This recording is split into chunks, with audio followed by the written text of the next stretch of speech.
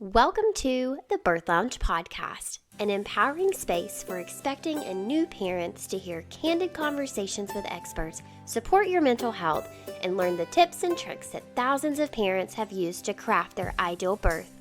We will answer all of your questions, the scary ones and the weird ones, to help calm your fears and feel confident going into your birth. I'm going to help you redefine what birth and motherhood looks like and how to embrace your journey. I've intentionally crafted a list of experts to help you navigate pregnancy, explore your birth options, and plan for postpartum so that it can be a time of soaking in your tiny human. We're going to go there on all the hard topics so that you can dive deep into finding your confidence and freeing yourself from fears around birth. With over 10 years of experience in family education and a master's degree in human development and family studies, I created this podcast as a way to share the resources parents need to make educated and informed decisions about their care in pregnancy and childbirth. This is a birth community driven by evidence-based information and research in hopes to help you explore your options, understand your rights, and know what choices you have along the way when it comes to birth and beyond. I'm your host, HeHe. Now let's get to the good stuff. Raquel, welcome to the show. Hi, HeHe. Thanks for having me. Hello, I'm so excited to have you. I've been wanting to have you on the podcast for a long time, but when something you posted on Instagram came across my page and I was like, oh my God, this is it. I want to have Raquel on to share what happens when you truly take control of the decisions that are made in your birth. What happens when you stop just doing what you're being told to do because you're being told to do it and you start to say, wait a minute, why are we doing these things? Hang on, is that my only option? What if I choose to do this? What if I choose to look into that? And I preach this so much on all of my social media platforms and all of my messaging and all of my videos, all of my educational stuff. You can take control. It takes a certain type of confidence. And so not only do I want to hear your story today, I want other people to hear what is possible when you start asking questions and digging deeper and opening doors, but also where did you find the confidence to actually push back on a system that is notorious for gobbling up women in labor and just spitting them out on the other side, sometimes intact, sometimes as whole people, sometimes as really broken humans, and the system just unfortunately doesn't really care. They don't have any motivation or incentive to care, right? You did things so differently, and I literally have chills now talking about your story. So welcome to the show. People listening, buckle up because this is really going to be a pivotal episode for so many people. So Raquel, can we start, I think, with your first 3 births and lead us up to how you became a vaginal birth after 3 cesareans, and then we'll talk about the home birth piece. Yes. So I'm going to start my first birth because that really set the playing field for everything. Everything was going great in my pregnancy. My baby was healthy. I was healthy. And we get to the 36-week mark and oh, surprise, your baby's breech. And so the doctor told me all these scary things about breech birth and essentially made me feel like my baby was going to die. He said, but there is a doctor in Ventura who will deliver your baby breech, but you'll have to go to Ventura, which is 45 minutes away from me. But by the time he told me that, I was already terrified that I was cord prolapse, head entrapment, all these things. I was like, no way. And then he said, I wouldn't recommend it for my own daughter, but that option is there. I was like, okay, great. I'll just go for the C-section. Thanks. So I did that. Someone was born in 2004.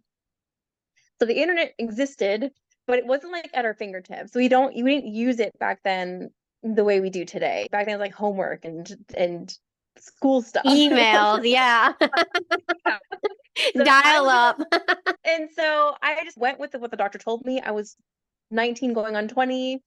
My community wasn't really sure, C-section, fine. So that was my first birth.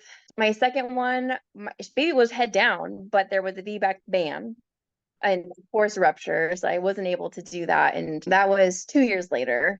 Now, And then, wait, to be clear, you never experienced a rupture. It was just that there was a ban based on the very low risk of possible rupture. correct. Okay, Correct. so a vaginal birth for you at that hospital, at that birth was not an option, in your opinion, or No, what you were being told. The closest place that offered VBAC was in Los Angeles, which is 2 hours away. Wow. Okay. So this is Planned. second time that access to a trained provider has really cost you your birth experience, or at least drastically limited it. Correct. Wow. Okay. And I thought I was done at 2. And so I was like, that's my life. Like, I'll never experience that. And it's always been this like cloud over me. And I was really sad. It is what it is. My babies are here and they're safe and I love them and everything's great. But life changed. And 12 years later ish, I'm in a new partner. We're just married. And he told me I want to have kids. I was like, oh, I already have my 2. I don't know. But I was open to it. I was like, okay, maybe I'll have a third. It's fine. I love babies. But I knew then, I was like, but I don't want another C-section. Like, I want to go for it. And so I started doing a lot of research. I found ICANN. A friend of mine told me about Dr. Stuart Fishbein. So I looked into him and I realized he was a breech provider. Okay, so I guess I should mention this part of my story is my uterus is heart-shaped. Hmm. I have a bicornuate uterus, so my babies tend to be breech. So I knew that was going to be my biggest obstacle was breech delivery. So that's why she pointed me to Dr. Sue. And so I started looking at him and then realized he was also coming to town for the ICANN panel, which is the International Cesarean Awareness Network. I was like, great. And that was in my hometown of Santa Barbara. So I went and I saw him and I was like, wow, this is not only is breech possible, but I can have a VBAC. So I was super excited. I wasn't even pregnant yet. We weren't even married, but he just told me I'm preparing for his birth. So I get pregnant. I reached out to Dr. Stu and I said, hey, how about let's talk? And he said it was absolutely possible. But unfortunately, at the time, he was really expensive and we were in escrow. So I couldn't use any of my monies. So I was stuck at a hospital who would have supported me having a VBAC after 2 C-sections, but not if it was breech. Not a breech. And I was like, ugh, not a breech. So I went to the Ventura doctor who was still there, who's still delivering breech. And I said, hey, I've got this baby who may or may not be breech, but I have 2 C-section. He's, ooh, we'll do one C-section, prior C-section, but definitely not 2. And I Oh was my like, God, man, people, come on. It's always choose one or the other, but where's the choose two? yeah, wasn't there. So like, so sorry. That's appropriate response to that. So I did everything under the moon I could think of to try and get my baby to turn, head down, and nothing worked. So it was a repeat C-section for me. So now it's 3 sections in, and then I was like, for sure, I'm done. Surprise, I wasn't done, and now I'm at my 4th baby. But I think between my second and my third, I worked really hard on educating myself and being comfortable with not only having already 2 C-sections, but also with breech. So I was really confident in my decision to experience that, to trust in my body that it could do what it was meant to do. But between baby 3 and 4, I watched your little clips of, can I say no? And so I went back to the doctor in Ventura and he's, oh, definitely not. Like, you've had 3 C-sections. Like, yeah, but you can't force me into C-section, right? And he's blanked face. Yeah. Oh no, what is this girl planning? Oh no, what kind of monster have we created here? What is Exactly. happening? But he was like, no, I can't force anything. You're the client. Like, you make the rules. I was like, and I was so upset at that moment. Like, I should have asked this question Oh. in my last pregnancy, but I didn't know that part. Like, I missed that one like advocacy part, right? Of questioning and pushing back a little bit. So miraculously, now I have a hospital option where I would have had to have been birthed in a surgical room because that's where he does all the VBACs. And you have to also lie when you go in there and tell them that I'm not really supporting you and that you're going against my recommendation. I was like, that's totally fine. I can do that. And I also went again with Dr. Stu because now I'm in a little, my house is here. And he's like, yeah, let's do it. But he was going on sabbatical. So mind you, I've birthed this relationship that he has no idea that I have with him over 3 or 4 years because I've been listening to the podcast since I met my husband and I've been trying to do this birth, and I was super excited that finally, like, I'm in a position where he can be there and he's like going into retirement essentially. I was like, of course. This is Yeah. the story of my life. What the hell? But I know. But he had another person, Dr. Victoria Flores, who was coming in to take over his practice. And so I met her and she was amazing. So again, I was like, okay, we can do this. Like, you're great. She's super excited about birth. She loves birth. And we just really clicked. I now had two options to either have her at home or have her in the hospital. But when I really sat down and thought about like our success rates and where I felt most comfortable, it was like being at home where I wasn't going to be scared of anything. I didn't have to lie. I have to fight the hospital. I could just be here and with people who are like cheering me on and supporting me. Oh, I'm gonna get emotional. I was about to say, oh my God, I'm gonna cry. Oh, it feels good to know that's a possibility for people because I think you and I hear all the time people who have horrible stories in the hospital. And for you and I, it's, oh my God, the way that your doctor gritted his teeth and was like, no, I can't really make you have a C-section. That's how I feel about that. I'm like, oh, it doesn't have to be that way. It Yeah. can totally be different. And it doesn't mean home birth. It just means you can have a voice in your birth and it's going to look different for different people. Ah, okay. Now that we've recovered from our tears. And there are hospital doctors out there that are just those needles in a haystack where they're Yeah. really great and supportive. So they do exist. They're just not common. So it's Yeah. hard. Yeah. Yeah. Yeah. Okay, so you met Victoria, you liked I her. did. Loved her. So So my due date was like around July, early July. And of course, she's planning on going on vacation early July. the universe is So like, "Girl, we're gonna make this as hard as possible. How much do you really want your VBAC? Like, how much? Prove it. Prove don't it." do I was like, "Dude, I really I don't know. I'm kind of the only part I was nervous is I really need to know just the way I am. I need to know who's gonna be there. Totally. Um, but thankfully I liked both of them. And it was really funny because this was probably a couple months before I had her. He was like, Raquel, I just want you to know that whoever's at your birth is meant to be there. I And I believe was that like, same thing. I said, okay. And so from then on, I was like totally fine and it was great. And my due date came around and I was sitting at dinner with a friend and I'm feeling this tingling sensation in my back. And I'm like, oh, this is weird. And then it'd go away and then it'd come back and go away. And I was like, I'm leaving Mhm. dinner and we're saying goodbye. And I was like, I may not see you for a little while. I might be having a baby today. I think I might be in labor right now as I'm saying this. So I'm like in my car. I get a text message from Dr. Victoria and she's like, hey, I'm officially off call. Dr. Stu's taking over. Okay, but wait, Doctor Stu's taken over, so that's totally fine. Okay, I thought she was gonna be like, "We're out of town. There's no one." Oh my god. Died. No. Stu had flown in that day Okay, and because he moved to Utah. So he flew in that day. And so he was on call officially. And I'm like, do I tell her like I'm feeling something? Because who knows? Like I've been having like sure. on and off contractions like for a while now. No, just let her go and I'll just wish her well. And so I did.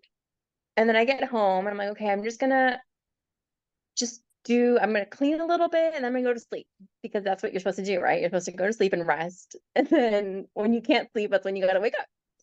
I tried and I couldn't sleep. And they called Dr. Stu. And I remember later, Dr. Stu, he could have at least given me a day. Like, I literally I just stepped waited. off a plane. Yeah, it was really funny.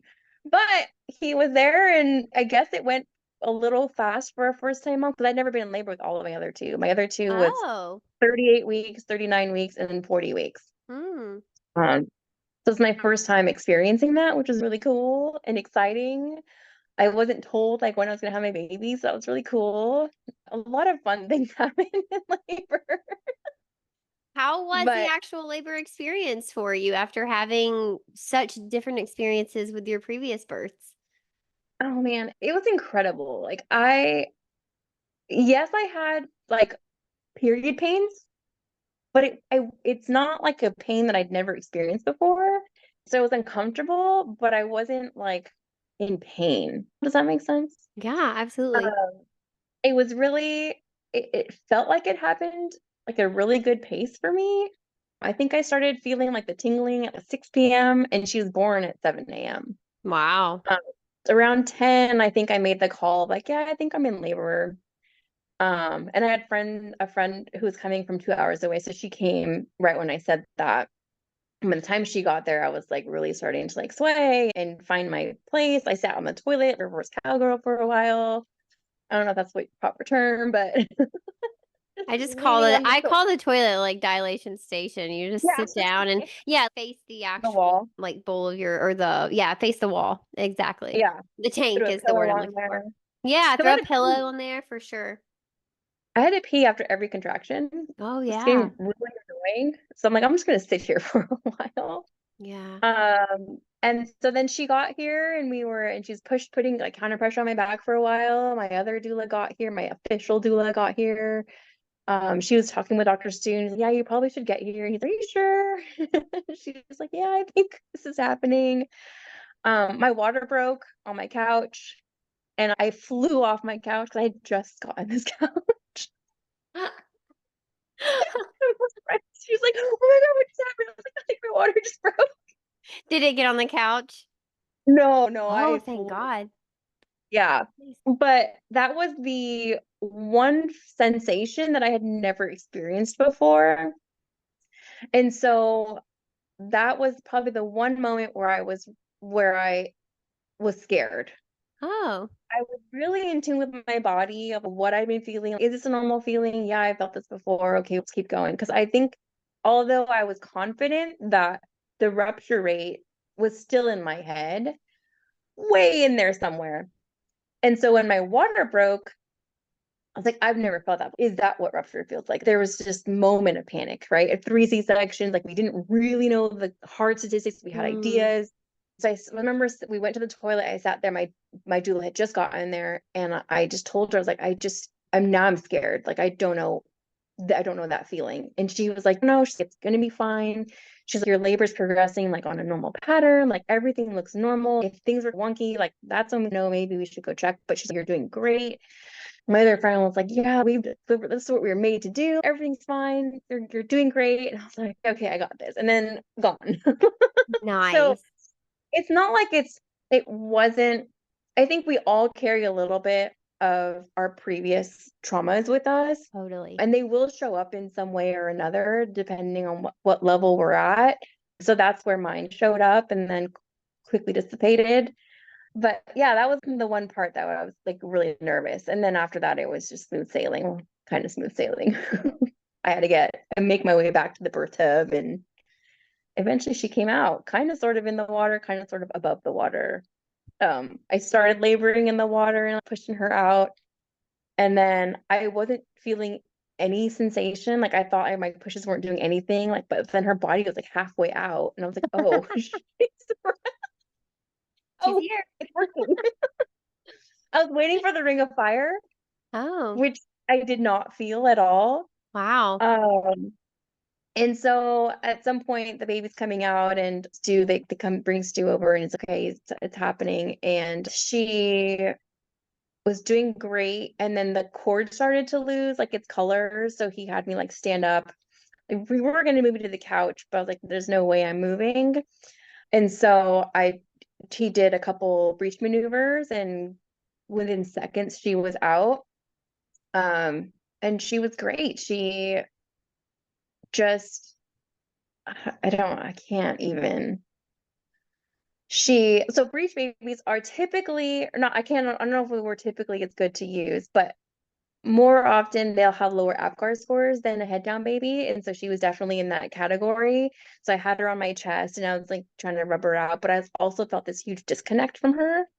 I think that was a trauma that I carried that I didn't realize I was carrying, that I had this um disconnect in all three of my other births that I had to have to protect myself because it was so heartbreaking to hear them cry, but they're over in a corner.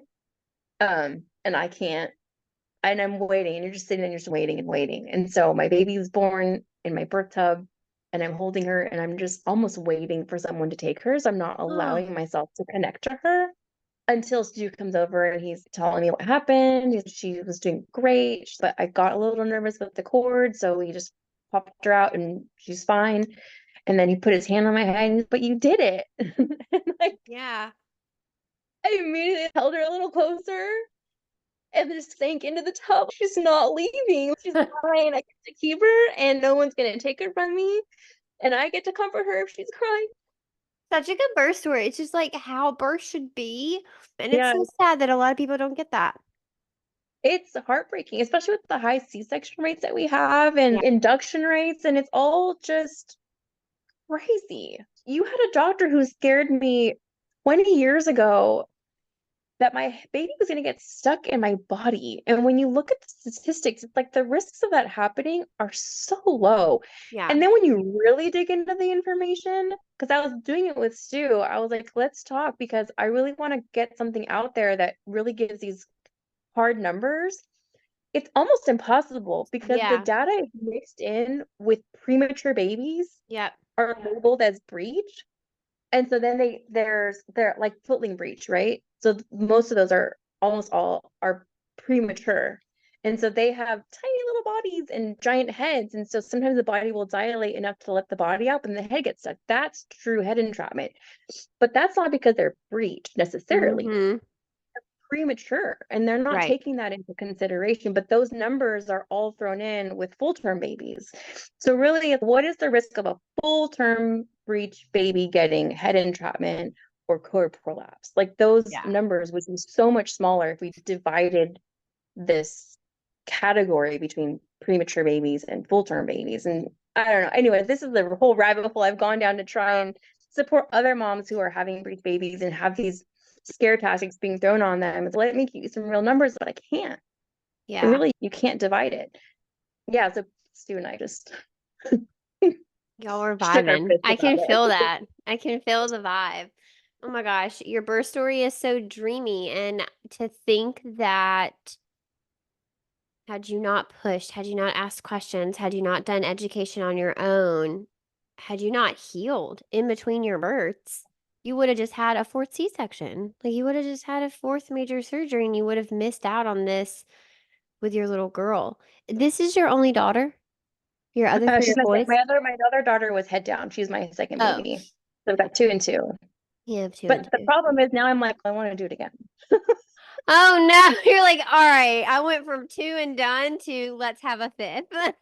I'm done, but there's always this man, like, I could have done that 4 times. I only did it once. It's Yeah. just so that's where my life has led to me now. Is like it really changed me as a person and as a woman. I want everyone to experience what I've experienced. It doesn't have to Mhm. be a home birth up to 5 C-sections and a breech baby. No, it just has to be with you are given an option and you're in control. And that option isn't based on fear-based guidance. It's based on actual information. It's based on black and white. And then I can make the decision for myself. You can't skew it with your personal feelings and your personal fears and really your own restrictions because it's Yeah. if this doctor was also trained in breech, he may not have felt the same way he felt in the way he counseled me. He would have been like, "Yeah, let's do it." But he wasn't. And so his guidance was based on his limitations as a practitioner, not actual risk. His limitations not only in skill, but in belief and philosophy and the conceptualization of what birth is and can be. Part of consensual care is when there's no data, your provider is upfront with you about that and says, look, we don't have a lot of data. We have this kind of data, and maybe all of it is shallow and shitty. And then maybe they can say we have this one really good study, and we have a couple of other studies that are like mediocre, but they all have their own individual flaws.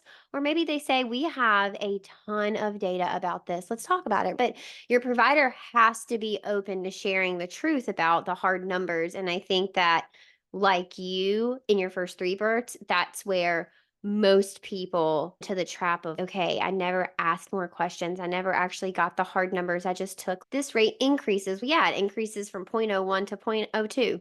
Okay. Yeah, you phrase it as it doubles. Of course, that's scary. But what was the original number? And what does that double mean? Right. Um, yeah. Exactly. Wow. Oh my Right. gosh. It not only changed you as like a woman and a mom, or I can't remember what you just said, just, oh, a person as like a human. It must have impacted you as a mother, as a doula, as a friend, as a birth advocate, someone who I don't even think you need a history in birth work to go through this experience and come out on the other side realizing, holy shit, women deserve better. Like every woman deserves to feel this way. Absolutely. That was exactly my sentiment after I had her and after I was like in recovery. I was like, how do I help other women experience the same thing? Like, how do I make sure that they have the choices? And I had to be careful sometimes. Like, I'm not trying to push home birth, although it is great. Yeah. It's, are they really guiding you into, oh, my baby's too big, I have to be induced? Oh, let's talk about that. It's these conversations that are being had that maybe aren't necessarily accurate. Yeah, maybe there's some truth behind it, but there's a lot of not true information out there that can really skew your decision making process. But we're really Mhm. being taken out of that and being told this is what you should do versus making it sound like this is what we can do and this is what your options are. So my goal really is to just make sure people know that there are options, Yeah. that it's not always so scary. That birth doesn't have to be scary. And whether or not you choose a C-section or a home birth or a hospital birth, it's great as long as you want it. As long as it's that's what you chose based on the right information. That's really my ultimate goal and why I got into birth work is to share that information and just, I don't know, revolt a little bit. Hell yeah. The system needs some revolting. I'm in it. I'm in it to win it with the revolting against the system. Nice. This is just so inspiring. Literally, just hearing people push back on the system and get what they want. I don't know. I don't know why it jazzes me up so much, but it does. It's hell yeah. Get it. You get what you want. Make up your mind. Know what is important to you and let's fucking do it. Let's do it. I think too, we're birthing our babies, but we're also we were here a lot in midwifery. We're birthing a new mother. Yeah. We're birthing Mm. a mother, not just a baby. A lot of us, when it's our first time, obviously we don't have kids before that. We are a woman, an individual, a wife, a sister. We've never been a mother before, and that really is that gateway into this new phase of our life that really should be about empowerment. It's a lot of strength to be a mom. Like, there's a lot of bad things out there and decisions that we're going to have to make that are hard and kids are going to test Hmm. our patience. And this is like that first experience of I can do this. It's not scary. It's I can do this and if I can do this and the hardest part, which is birthing my baby, how much easier is the rest going to be? And that bond that you have with them, it's just crazy. If she were here, she'd be sitting right next to me, just waiting for me to be done. Always attached to me. She's really funny. But also like strong and independent. Both my girls are strong and independent, but she's very much like we definitely have a different connection. She's by my side. She's like waiting for me, and she looks for me, and she gets so excited when she sees me. Yeah, it definitely makes an impact in your parenthood journey for sure. The way you birth. Yeah, Yeah, even just energetically, right? Even if consciously you're like, no, I love all my kids all the same. No, their birth stories don't impact. Just energetically, it's different. yeah, Energetically, it's just different. And it doesn't make it wrong. Sometimes we need right. C-sections, but when we don't have to do that to a mom and baby dyad, we shouldn't. We really should keep them intact and together. Agreed. Oh my gosh. This conversation was like more than I could have ever imagined. Oh my goodness. Okay. Raquel, is there anything else that you want people to know about VBACing, breech birth, pushing back on the system? Anything that we didn't cover where you're like, all right, if you're going to do this, you need to know that. And it may not be anything. Maybe we covered everything, but if I left anything uncovered. My my biggest piece of advice is just for pregnancy in general, and that's to lie about your due date. I love that. Yes. The pressure that not my doctor, but from outside friends and Yeah. family, of just, hey, how's it going? Is the baby here yet? Or you're still pregnant? It's like, yes. Yeah. I'll let you know, and if I don't let you know, then you weren't in the inner circle that needs to know, okay?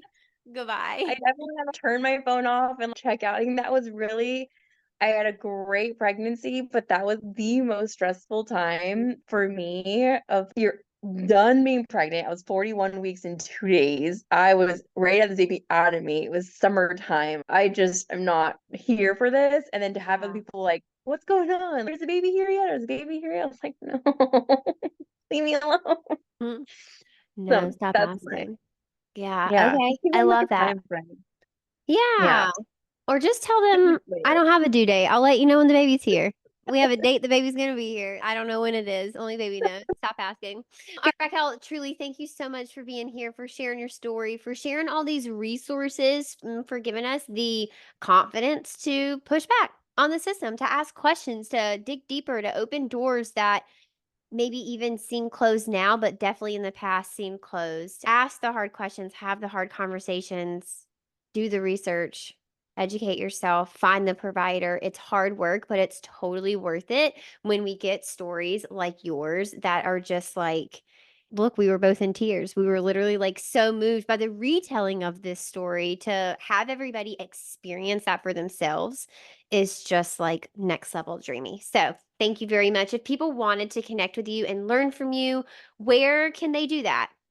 Instagram, I'm Lolita's Rebellion. And that's my handle. And then my email is Raquel at PJ Doula, Pride and Joy Doula Care. So Raquel at pjdoula.com. Yeah. Or you can catch me with Listen Stew at the Birthday Instincts podcast. I work with them now and we support I guess we call it the Birth Rebellion. Oh, yeah. together. So it's really fun. I like it. I like it a lot. All righty, listeners, this has been so much fun, and I hope that you're walking away today with a new perspective on where your rights are in the hospital and what kind of things you can ask for and the treatment that you really deserve and what to do if you're not finding that. I will see you in the next episode. Go over to Instagram and connect with Raquel. Until next time, connect with me on Instagram actually as well. I'm at Tranquility by HeHe or at the.birth.lounge. And you can download the Birth Lounge app for more evidence based childbirth information and data driven postpartum support delivered straight to your phone. Bye. Thank you so much for tuning in today. I truly do value this community and I love hanging out with you. You deserve to have a birth that you love with a provider that values your autonomy and respects informed consent. It's an honor to be your go-to gal when it comes to preparing for your baby. If you found today's episode helpful, share it with a friend. Share it with someone who could use evidence-based information to help them have an informed and confident birth. I'd love to hear what you have to say and read your sweet words. By leaving us a review, you are helping other expectant mamas and their families find the podcast so that we can reduce birth trauma and improve maternity care in the U.S. one birth at a time. If you're interested in joining the Birth Lounge, go to thebirthlounge.com. If you want to connect with me on socials, you can find me at Tranquility by HeHe on all platforms. Until next time, stay educated, stay supported, stay confident. Bye.